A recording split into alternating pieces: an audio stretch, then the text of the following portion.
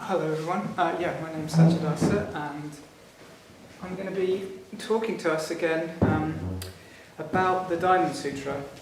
We're, as Akash Mitra said, we're roughly following the wonderful insights in this book, Wisdom Beyond Words by Bhante Sangharakshita.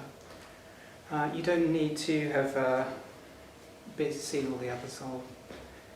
We're not going to recap the whole sutra either, so don't fear that. It's quite an awesome text. It's quite tricky. It's quite difficult to understand, and that's what I'm going to be talking about this evening. Actually, I'm going to be talking about a point that Bhante Sangharakshita makes, that in a way what the Diamond Sutra offers us is a breath of nonsense. He calls it. There is something in the Diamond Sutra which is irrelevant to us. It's nonsensical. It doesn't make sense. It's useless in a certain way, and I'm going to unpack something about what he means by that. Hopefully that will not be complete nonsense in the other sense of nonsense, but we'll see. I really can't make a mistake in a way and talk about nonsense. So that's what I'm going to unpack, and then I'm also going to look at another idea that he that comes from the Diamond Sutra, which is that even if you just hear the Diamond Sutra, you don't even really have to understand it, much less teach it to anyone else. If you just hear it, it means that you, in some deep sense, in some past life, you've taken the Bodhisattva vow. And the Diamond Sutra says that quite literally. So we'll be able to decide if that is indeed just complete nonsense or not, or whether we can make anything out of that kind of thing. Good, so I'm not going to recap the story so far with the Diamond Sutra, but suffice to say it's a dialogue between the Buddha and one of his close disciples, Subhuti.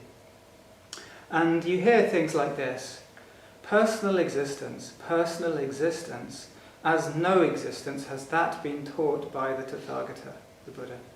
For not, O Lord, is that existence or non-existence, therefore it is called personal existence. Okay? Or things like this: although innumerable beings have been led to nirvana, no being at all has been led to nirvana. So that's the kind of thing that we're saying. And Bhante, I'll call him Bhante from now on, because that's a term that I always used to refer to him when he was alive. What Bhante says is that the whole of the Diamond Sutra is this tussle. Is this tussle between the relative and the absolute.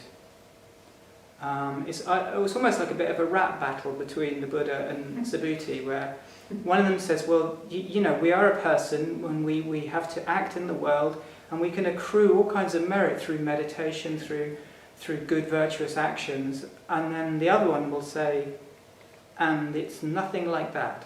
And if that's your conception of it, you haven't yet got to the Diamond Sutra. If that's your conception of what we're talking about, oh no, it's much more sublime than that. And then there's this it's almost like it keeps pushing you into the absolute, about which you can say things like there is no being, there is no soul, or which are kind of misleading things if we take them too literally. What it's really saying is that there isn't. And the empirical self is not quite as we think it to be. It's not saying that we don't exist. I mean, we can go into all of this, but that is a fool's errand, so I'm not going to do that. So it's this battle between the relative and the absolute. And one response to that might be that this is an incredibly lofty teaching. It's so challenging. I can't do anything with it. It's beyond me. But maybe a more realistic point about a lot of these teachings is that they are just not relevant to us. They just feel actually quite irrelevant. And I have this sensation, this experience sometimes when I'm reading, well, quite a few sutras actually. They're usually in lovely volumes, and you pick them down. I pick them down from my shelf, and I think, I'm going to read the sutra. I'm going to actually read the Diamond Sutra now. Conditions are perfect, and I start reading it, and then I realise I need a nap. I need to have 30 minutes sleep before I'm really ready. And that's the end of that. I never come back to it, because you read a little bit and you think, yes, I can't quite relate to it. I'm not sure what this is really about. It's nonsensical. It's statements of says one thing and then it's completely flatly contradicted. And unless one is in maybe a rather inspired mood, that can just appear to be irrelevant.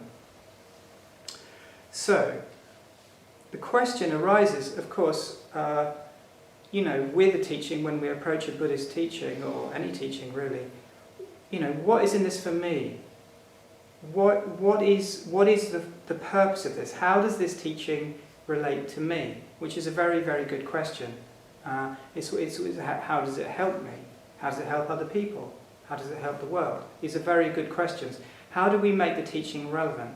But what Bhante Sangharekshita says is that if that is the only way that we approach teaching, we're missing something. If we're only considering it in terms of how it relates to us, that puts a limit on things. We need room to breathe with these teachings.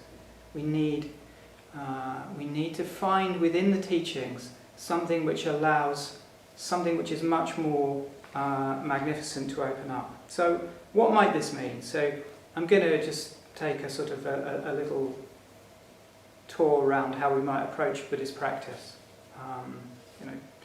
We learn to meditate. Classically, people come and they learn to meditate. So, and we usually come to meditation maybe with a sense of why we've come and what we're coming for and what it might be about. Maybe there's some things we don't know, we're not quite sure about. We need some clarification.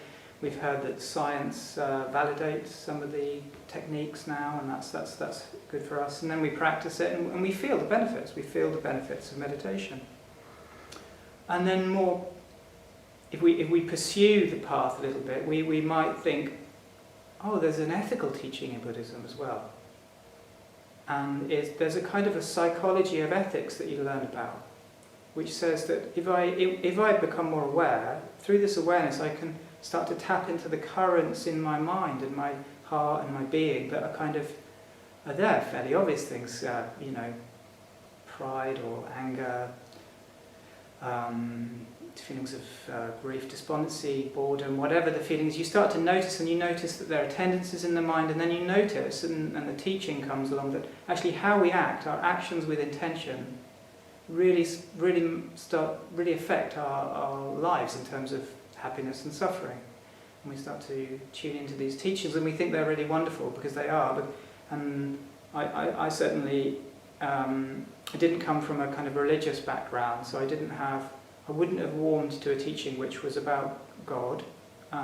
Maybe I would a bit more now, I don't know, but I didn't. And the ethical teachings of Buddhism don't come from God, but nor are they culturally relative. They can be observed within us, that we, how we act, and particularly the quality of our willed actions really makes a difference, and we might then become inspired to act more ethically. And then, of course, we extrapolate as well. So we think, okay, well, this must be good for society. This must work. If it works for me, it must be good for society. And this is a vision of a better world emerges. And I can't imagine that not being the case, frankly. I mean, I don't know how you could get really excited about meditation and ethics without that feeling that must have some relevance for the world. It gets a bit complicated, doesn't it? Because other people have other ideas, and well-intentioned people can have different ideas about how things should be or ought to be, or how we could arrange things. We have our own conditioning in the mix that we're not aware of. We have our biased ways of seeing things. It gets complicated, but nonetheless, you think, well, maybe what the Dharma what ethics can offer is just that we can approach whatever situation with metta, with empathy, with understanding, and of course we need to develop a whole lot of skills to do that. Skillful communication is not an easy thing by any means, but we get a sense that this package of things, ethic, meditation, the mind-based perspective of the Dharma, saying that ethics is what the mind is doing, and that's the most important thing. And also that society could be impacted in a whole range of positive ways.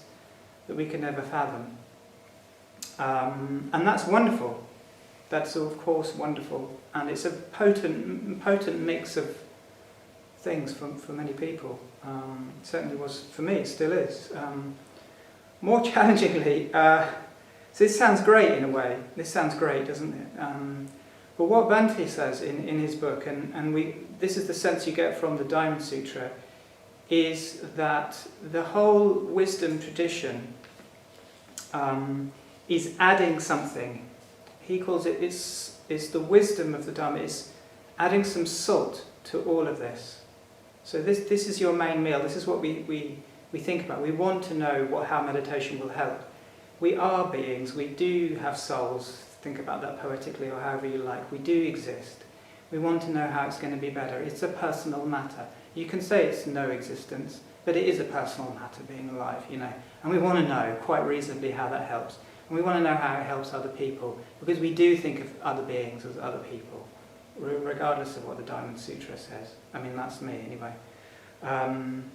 But there must be within that what we could say is a pinch of irrelevance. The wisdom adds a salts the whole thing with something that is greater, because it's great to ask, how do the teachings relate to me?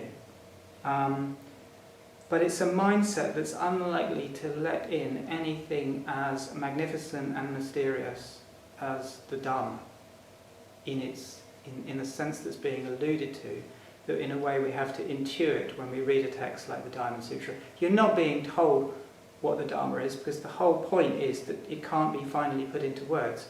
You're being asked to imagine your way to something that is not really relevant in your practice. And this is a huge challenge, and it's a huge relief.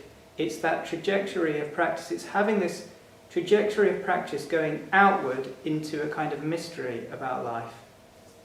Something that's much faster and that ultimately doesn't have anything to do with me or with other people or with anything that is useful. Anything that can be reduced to something that is for something else.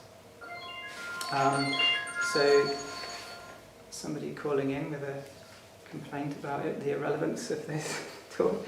So yeah, good. So let's hear what Bhante, one thing that he says. He's talking to some young people. I imagine they're young people. It was the 1970s, and everybody involved in Buddhism was kind of young back then.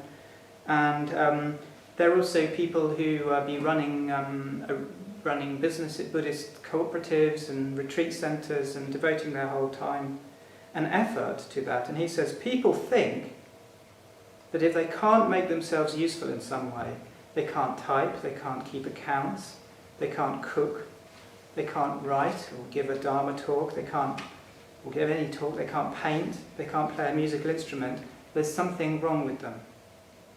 But consider, this apparently useless human being is the product of millions upon millions of years of evolution. You are the goal, you are what it has all been for. You don't have to justify yourself by being useful. You are the justification for your existence. You haven't come into existence after all these millions of years of evolution just to sit down in front of a typewriter or keep accounts. And he says, all that can be really said is that you're here to develop some form of higher human life, to become a bodhisattva, to become a Buddha. And he says it's a virtue to be ornamental as well as useful. And I was thinking about that, and actually it's quite a challenging, it could be quite irritating actually to hear that, if you're being really useful and somebody tells you, just, you don't have to be useful. It could also be a kind of teenager's charter, couldn't it? If I had known that one when I was a teenager, I would have said, I haven't come into existence after millions of years just to do the washing up. And it's a pretty good, you're reducing my whole life, to just doing the washing up. I mean, get a bigger perspective, come on. You can see that, but he himself was a very, very active person, so he certainly rarely sat around doing nothing. Or rather, what he developed was this idea that the activity of an enlightened being, or a bodhisattva, came from what he called the greater mandala of uselessness, And he called that the greater mandala of aesthetic appreciation as well. And what he says is that when someone acts having overcome or seen through conditioned existence and seen through all dualities, all tendencies to think that this me, this thing that's sitting here now is kind of fixed and real in some everlasting kind of way, even though I kind of know it changes.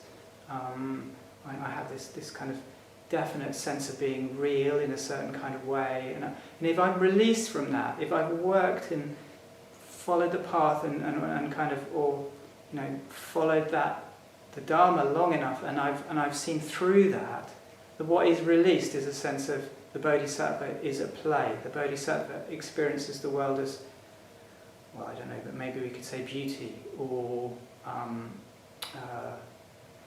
yes, he calls it the greater mandala of aesthetic appreciation, so that when the Buddha acts, or when the Bodhisattva acts, then they act with a sense of appropriateness, with a sense of what's of real value, and responsiveness, and delight in what's delightful, and compassion and helpfulness to what's difficult, and they just delight in being. They delight in that open-heartedness that is characteristic of the Bodhisattva. So that's how Bhante talks about it. So and it's sort of not about a doctrine of sort of irresponsibility. That should be obvious.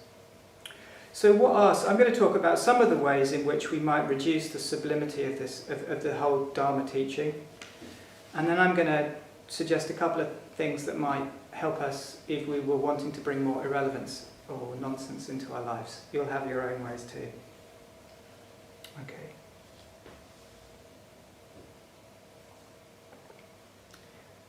So meditation, I talk about sort of the things we do in Dharma practice. Meditation, we can delimit or define meditation too narrowly, or we can have a sense of what it can do for us, and what it should do for us, and what it might do for us in the future, that is a bit tight, and that doesn't let enough in. So we might, inevitably we have an idea about what meditation... You can't come to meditation practice without having some sense of what it is. Even if you're confused about that. So then we practice it, as I said before, we practice it, and it works. Hey presto, it works. But there may well come a time when it doesn't work, or at least it doesn't seem to work, or we become confused about whether it's working or not, or something. And then, I guess if we had a strong idea about what meditation should be, we might then think that it doesn't work, so we stop. We cease our investigation in terms of what meditation is.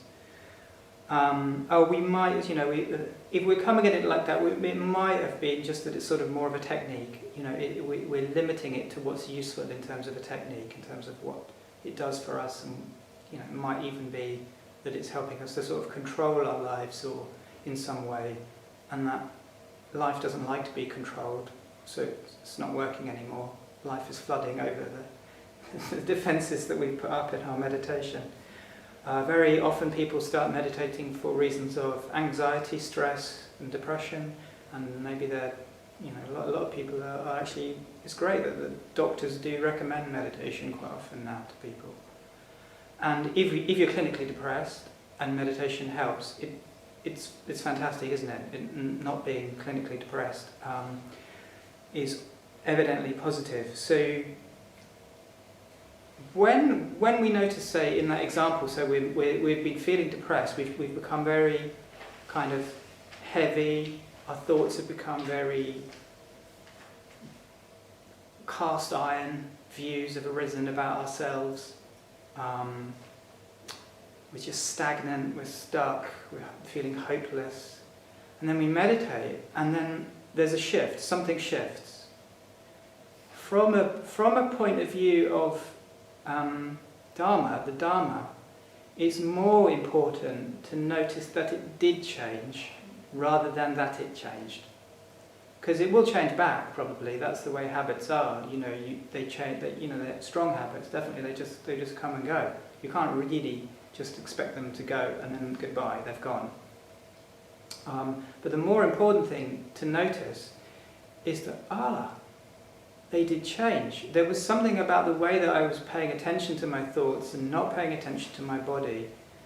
And then I shifted that under this instruction. I shifted, and I was open to a different way of looking at my thoughts, and something shifted. And maybe the most important thing that we could realize is that the whole apparatus, if you like, that I'd taken so seriously about myself is not quite like that. That a chink of light opens up in the whole show, and I think that's what really helps people that's what people really, and maybe it gives rise to a sense of faith, or a sense of excitement, or a sense of wonder, or I can change, or there's more to this than I realised. And it's those inclinations, it's those sorts of things, and that we can follow more deeply in towards this what something like the Diamond Sutra is pointing to. I mean, the Diamond Sutra is pointing to it in its absolute sense. But even that kind of intimation that because I can do something, and because it changes when I pay attention differently, or it changes when I change my behaviour, or that I let go or I notice a view that I have about myself, and I come at things in a different way. This implies a lot more than just that my mind has changed in that moment. You can hear, if you listen, you can hear in Dharma teaching something that's way deeper. And that's what we're listening to in the Diamond Sutra. We're listening for something that we don't even have to know what it is. In fact, we definitely don't know what it is. and it's listening, it's having an ear for that is the crucial thing. I'll come back to this, but in ethics, so we practice ethics.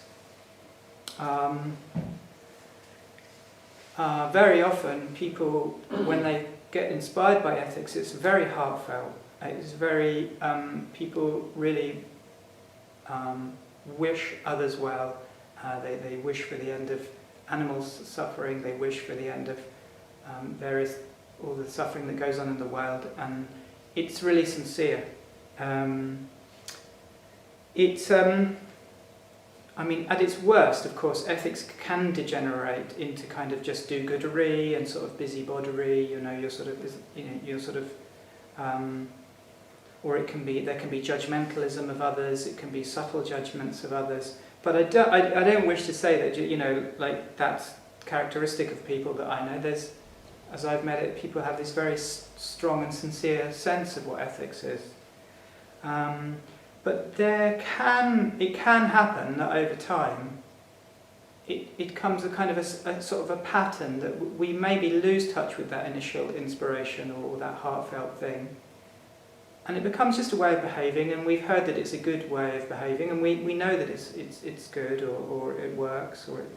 But when we kind of identify the Dharma teaching with ethics and with that kind of with behaviour, we identify it with behaviour rather than knowledge. In the text, Bhante says that what the whole Diamond Sutra is pointing out is that punya, which means merit, and pranya are not commensurable. They can't be measured against each other. So the merit that you get from skillful action, from acting with good intent, and is great. And in the Diamond Sutra it says you can accrue heaps of merit from that. It says if a man or a woman gave away all their possessions in the morning, in the noon, and in the night, and they did that for their whole life, and then for 1,000,000 lives, they would accrue thereby a huge heap of merit, wouldn't they? Of course they would. They would. But that is nothing, that is incommensurable with just hearing and taking on board one stanza of the Diamond Sutra. Pranya, the wisdom, is incommensurable. It's not saying that the punya, the merit, is without value. Of course it isn't.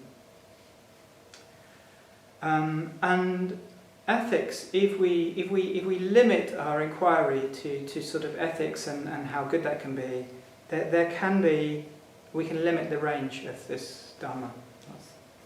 And this can be especially true with society. So we see the effects on ourselves, and we feel that, you know, the rationale here can go out to the world and can maybe cure the world of its ills, or at least maybe we don't think, we're not so deluded that we think we can cure all the world of all its ills. But that's a great concern to us, and rightly so. And maybe then we put a very big demand on what the teachings are, and that we then think that unless the teachings are seen to have such and such effect in the world, then they're not really relevant. They don't really work. You know, you do hear that about Buddhist teachings quite a lot. Well, that's great, but there's all this real suffering, and can you not see it?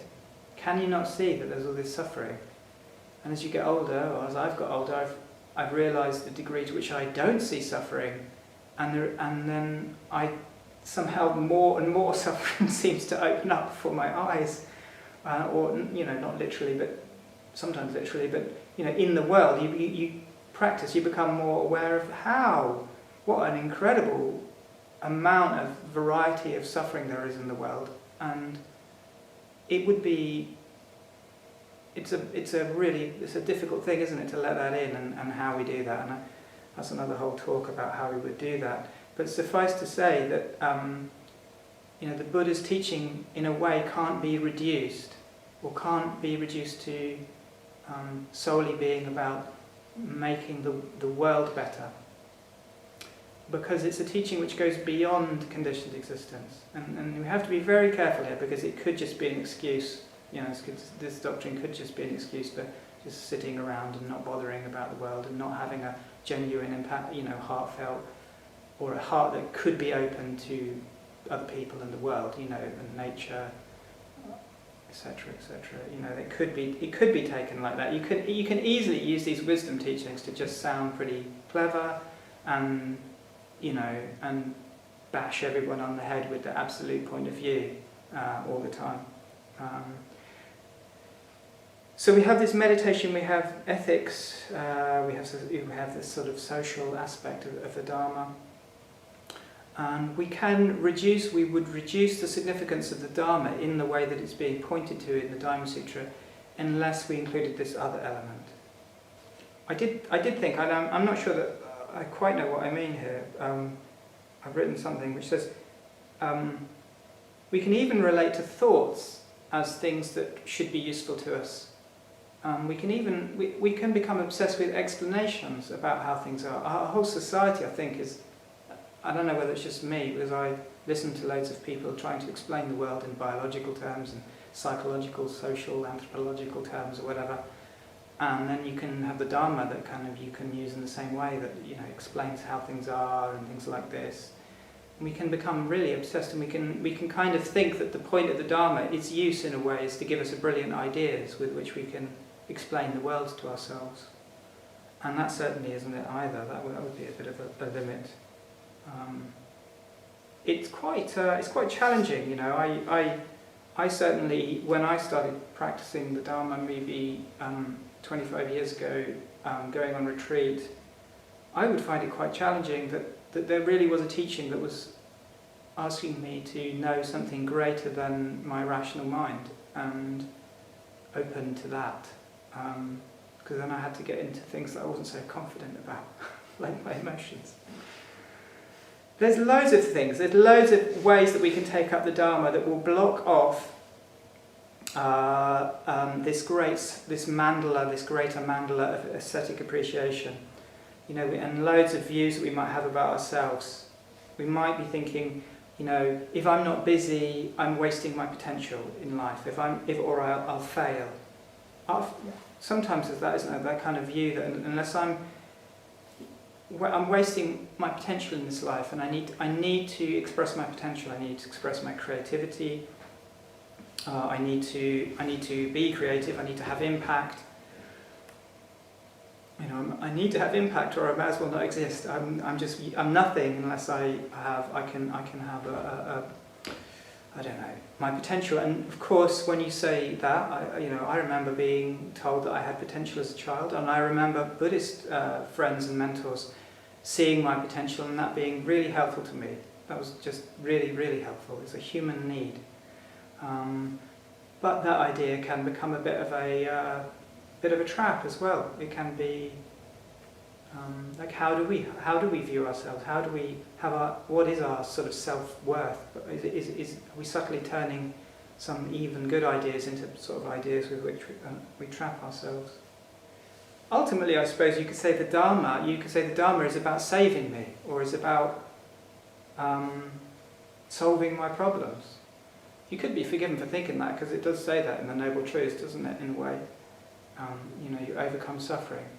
But how do we envisage what it's really for? Would have to include the idea that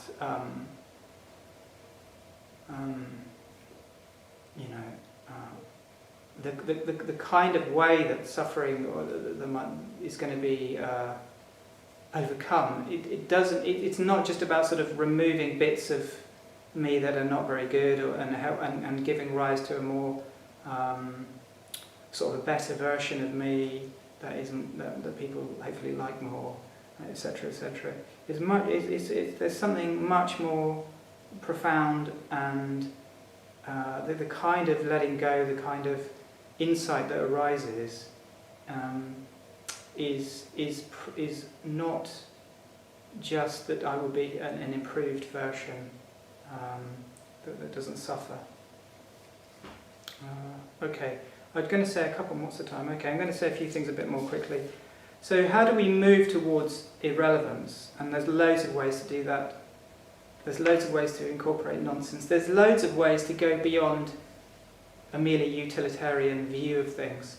And of course, I won't go all the life skills that one could employ. Art, of course, would be a way that takes us out of utility, be it low art or high art.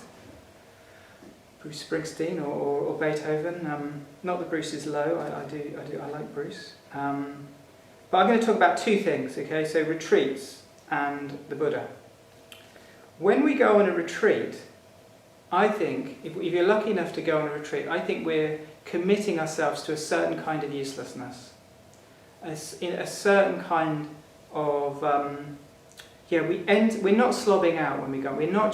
We go on a retreat, and if you've ever been, you will know that often at the beginning of the retreats we say, why have you come on this retreat? I've come because I want to calm down, I've had a tough couple of months, need to get some perspective, all good reasons. But actually, when you go on a retreat, you're entering into a greater mandala. A mandala means a circle here, in case that's not clear. It's just a circle that's arranged or harmonious. And it places something at the centre of it which is of great importance, the Buddha. But it includes beauty, it includes nature, it includes living an ethical life. And so when we go on retreats, we might feel that there's a challenge on a retreat, is that it's actually from the point of view of many people and from a point of view of the world. In its deepest sense, it is useless.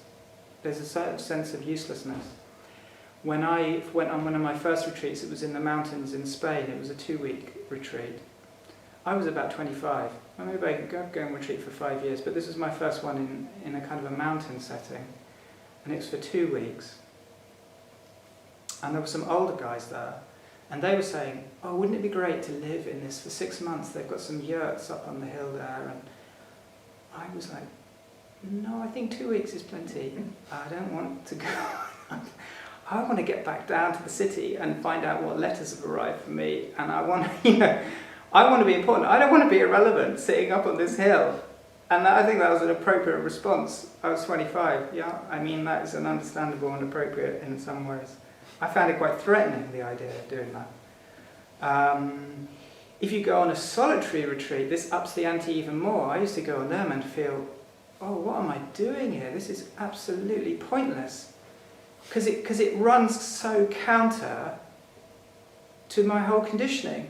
My whole conditioning is about being useful and succeeding and things progressing one step after another and leading somewhere, and here I am just sitting in a sort of a shabby hut somewhere, not really knowing why I'm there. And that's not the point. The point isn't to not know why you're there. That isn't like a goal or anything like that. But it's at least indicating, I think, that there's a challenge when you go on a retreat, that they can be quite useless. And they don't, we can say why we go on retreat, but maybe we're going on retreat and we're finding something that is outside of sense, is outside of common sense, is much more than that. Yeah. And I remember going on, when I did go back to that valley, 10 years later I went back for 4 months on the ordination course, and I was really quite concerned that I would find it very boring, and I would find nature really tedious, and then my ideas about how wonderful nature is would kind of crumble. But I found that the nature was for me the way, just looking at a bush, just doing nothing much really. There was a lot of doing nothing much, became absolutely delightful. It became a way through and out of all my silliness and all my little petty thoughts. They were still there sometimes, get annoyed about who's doing the washing up rota, etc. But there was the nature, that was what did it for me on a longer retreat, just sitting around doing nothing. So a retreat is an invitation to this greater mandala of uselessness, which doesn't make sense. And the Buddha, so the Buddha is useless. I've always wanted to say that. Some of you might have thought that. This shrine is useless. And this shrine is a no shrine, in the language of the Diamond Sutra. I did want to read what Bhante said about this, actually, was that he said it's the usefulness of the Diamond Sutra is in its uselessness. It is relevant because it is so irrelevant. Yeah, that's the quote that I kind of should have started with. Its usefulness is in its uselessness. It is relevant because it is so irrelevant. And we can say, following that this shrine is so irrelevant, and that is why it is relevant. Yeah? It's not ultimately for anything in a mundane sense. Rather challengingly, he says here, to build a stupa, and a stupa is just another version of a shrine, it's another version of a Buddha. To build a stupa dedicated to world peace, for example, probably suggests that you are not convinced of the overwhelming importance for humanity of the spiritual ideal of enlightenment over mundane ideals like world peace, freedom and equal rights. Now that's pretty challenging, isn't it? A stupa dedicated to the Buddha has no justification on the mundane level at all. It's totally useless, which makes it a much clearer statement. And he goes on to say that a peace pagoda is really selling Buddhism short. It isn't really ultimately about... If Buddhism was about world peace, you could argue that it hasn't done very well after 2,500 years. Forget that. So it's not. It's the uselessness of it in the sense that it relates to something which is beyond conditioned existence. Yeah. In this respect, I read that Richard Dawkins, who is a well-known atheist, just before the second lockdown, he said that actually churches and Buddhist centres were allowed to stay open. The government in the UK at least said that they could stay open. And Richard Dawkins' comment was, it was something to the effect of, can you imagine anything less relevant than that? Which I thought was really interesting because in that sense, a church is not a social club. It's not just a nice building. It is ultimately pointing at, it's the way that Christianity points at the transcendent, and it's the pointer of the transcendent in amidst us. It has a profound significance, which quite rightly, if you're an atheist, you just wouldn't relate to that at all. That would be complete. You wouldn't see it. You would just think that was rubbish. So the Buddha is a way that we have the Buddha, we meditate in the shrine room, there's a Buddha. When we practice puja, there's a Buddha. When we do anything in a Buddhist context, there's a Buddha figure, and it's there to remind us of this pointing.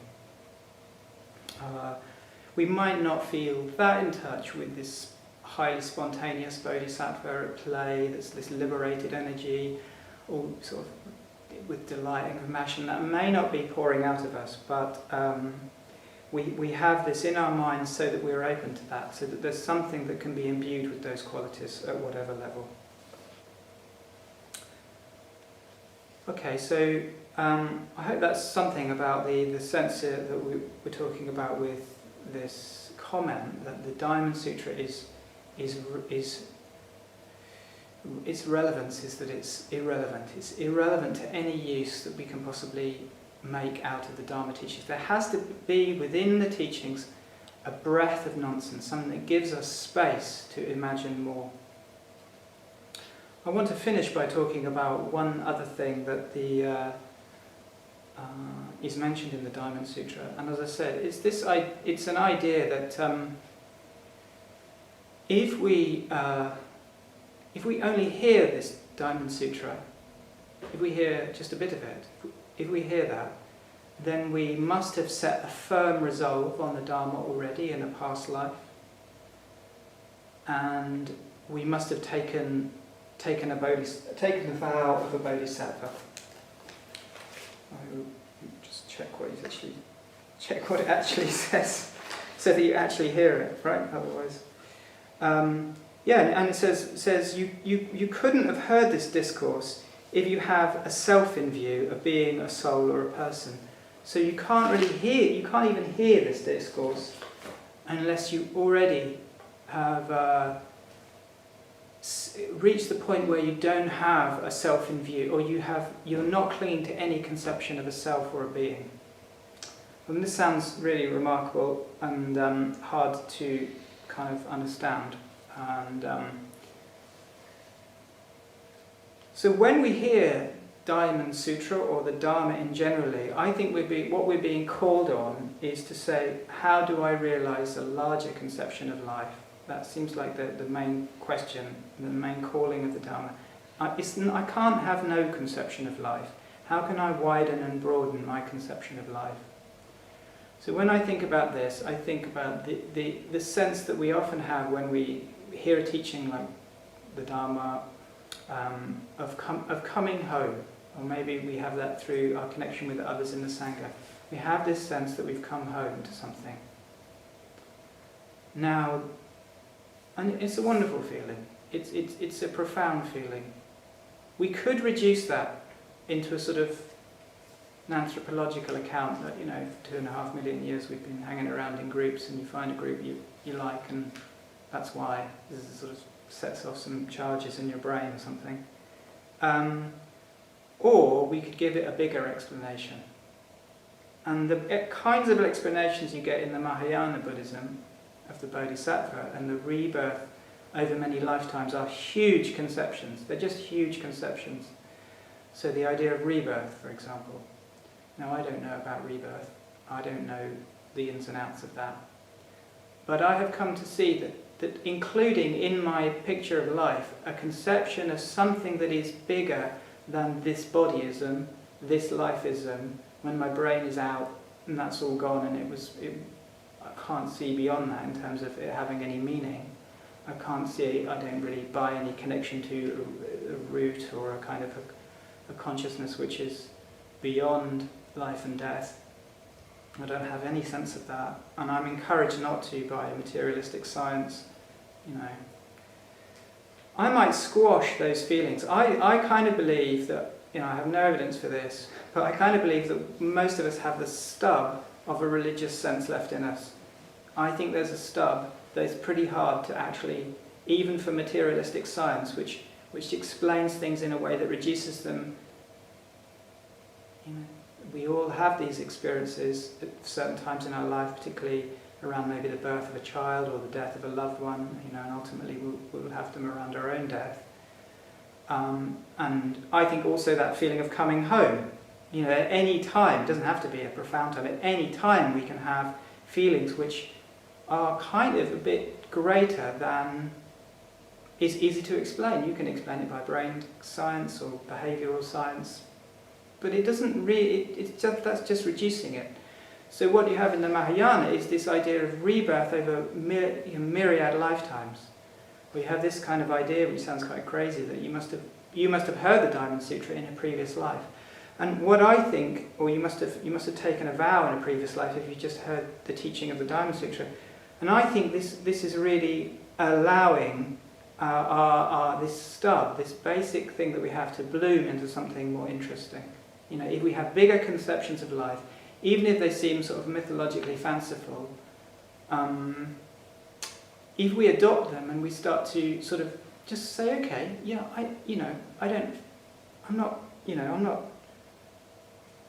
I was watching a documentary about the hidden life of trees. It's on Netflix, and this guy Peter Wohlleben, who's a German kind of forester who's observed trees a lot, and he was saying things in this documentary. Yes, trees are friends with each other. They cultivate friendship networks and they communicate with each other. It was a very good documentary, but there was a sort of a narrator in the documentary who said, well, when Peter says they're friends with each other, of course he doesn't really mean that they're friends with each other, you know. And every time he put in a kind of something that was metaphorically interesting, and it gave you space to reconsider the whole, what is a tree? You know, what is a tree conscious? What does a tree experience? What does that mean? Every time he said words like friendship and communication, the scientists sort of reeled it back in because it was a bit embarrassing. It was a bit embarrassing to science. So he said, well, really it's to do with, you know, things being shuttled around the sort of, you know, the mushroom layers under the ground, and that's what it is, and science is quite comfortable with that, so relax, don't worry. Peter's just prone to saying words like trees are friends with each other. Now, he was very, very aware of what he was saying. He's not daft. He knows that the friendship between trees is not like I'm friends with Akasha Mitra. It's not the same, but at least it gives us more room to breathe. You know, I see science as just bad poetry, to be honest. I don't think it's just another way of talking, essentially, that reduces things, usually. We have these kind of, you know, TV scientists now who kind of seem like they've broken out of the box, and they're saying things that are, you know, they talk about the macro level or the micro small level, or any level really, just talking about a plant. They talk about beauty, they talk about wonder and awe and things like this. It seems like they've broken out of that. But I'm not sure they've really broken out, because they haven't yet included. They say it's wonderful because I can describe it in these ways, and isn't it intricate and wonderful, which it is. But they haven't included within their whole picture of what's going on that their own sense of wonder and beauty and their own consciousness and their own views are part of the structure of reality. They're observing reality and trying to describe it. So they haven't got to the next level, the sort of, you know, the TV scientists who are really appealing. They've broken out of dry science. Anyway, I don't know why I've gone off on that one. But basically, what I wanted to say was that the conception, the broadening our conception, the larger the conception of life that we have, even if it's something that we can't really accept to be literally true, like many people can't accept rebirth, certainly can't accept some of these statements in the Diamond Sutra, it just gives us more room to breathe. Yeah. The Diamond Sutra makes it quite clear there is no final description, whether it be mythical, poetical, scientific or anything. There is no final description that encompasses reality. Reality is ineffable. So, yeah, so do let in some nonsense whenever you can. I'll end there. Thank you.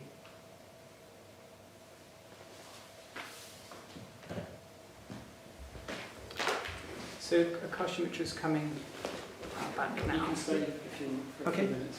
Yeah. Right. So thank you, Satyadasa. I'm just going to talk for a couple of minutes and then we'll take a tea break. I just really want to thank you, Satyadasa, for I felt in that talk that you were kind of, you were sort of embodying what you were talking about as well as a kind of a lightness. I mean, I like this about you anyway. I've known Satyadasa for quite a few years, and one of the qualities that I really admire in him is this kind of playfulness, like your ability to be sort of sometimes sensible, sometimes wise, and yet to have this real sense of creativity and play about it as well. And I thought you really embodied that in the talk, which is very, very appropriate for the material. So I do feel like you've set me a very difficult task, because I wanted to say something about generosity, and I wanted to encourage you to give to the LBC, which is not easy when somebody has just said that the Dharma is nonsense and that Buddhist centres are useless. But I do want to encourage you to give. I mean, on a serious note, actually, after listening to your talk, what I feel is like, just thank goodness that there is something more than just being useful and being good and, you know, trying to be productive and effective and all of this. Like, I firmly believe in that, you know, and I firmly believe that we need to act in the world, and I spend a lot of my time trying to do that. But I don't spend all my time trying to do that. And I think it's so important that, or just a relief really, that somebody's saying, look, there is also something else as well. There is also something that we can't describe. There is something beautiful and magical and ineffable to life. And what we're trying to do here is all of us collectively are trying to feel our way into what that means, and to create the conditions where we can experience that more and more in our lives, and to let that permeate our day-to-day lives, so that we are effective actually in different ways, because we're permeated by that sense of something else, and that sense of spaciousness and openness and creativity and ineffability, if I can say that. So that's the project of the LBC, and do support us with that. And one of the ways that you can support us is by giving money to the LBC. So one of the qualities of the Bodhisattva, in fact the first quality of the Bodhisattva, is dana, or generosity. So if you can support us by making a donation to us, you could make a donation just for this class, or you could set up a monthly payment to us. That would be extremely helpful. Then do that if you're able to. And that's one of the ways that you can support us, particularly while we're not fully open. You know, we're starting to open up, but we're not fully open yet, and we do need resources to keep running more than ever at the moment, while we're doing kind of hybrid classes and we're starting to open up as well. So please donate if you're able to, and if you're not able to, that's also fine as well.